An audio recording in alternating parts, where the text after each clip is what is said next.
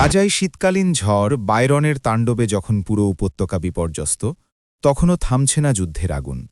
আশ্রয়হীন মানুষের মাথার ওপর ঝড়, আর চারদিকে ক্ষুধা, ঠান্ডা আর গোলাগুলির ভয়। এমন অবস্থায় দিন যাপনের লড়াই যেন আরও কঠিন হয়ে উঠছে ফিলিস্তিনিদের জন্য। গাজায় শীতকালীন ঝড় বায়রনের আঘাতে ভয়াবহ পরিস্থিতির মধ্যে পড়েছে বাস্তুচ্যুত ফিলিস্তিনিরা। খাবার, পানি ও আশ্রয়ের সংকটে তাদের বেঁচে থাকা হয়ে উঠছে আরও দুর্বিষহ। জাতিসংঘের বিশেষ দূত ফ্রান্সিসকো আলবানিজে অভিযোগ করেছেন, চলমান খারাপ আবহাওয়ার মধ্যেও ফিলিস্তিনিদের ইচ্ছাকৃতভাবে অনাহারে রাখা হচ্ছে। তার দাবি, এটি একটি মানবিক বিপর্যয়, যার দায় আন্তর্জাতিক মহলকেই নিতে হবে। আবহাওয়ার এই বৈরিতা শুক্রবার পর্যন্ত থাকছে বলে জানিয়েছে সংশ্লিষ্ট আবহাওয়া অফিস। এদিকে উপত্যকায় যুদ্ধবিরতি কার্যকর থাকা সত্ত্বেও প্রতিদিনই ইসরায়েলি তৎপরতা অব্যাহত। দক্ষিণ গাজার রাফার কাছে আল মাউসির এলাকায় বুধবার রাতে আইডিএফের গুলিতে একজন ফিলিস্তিনি নিহত হন।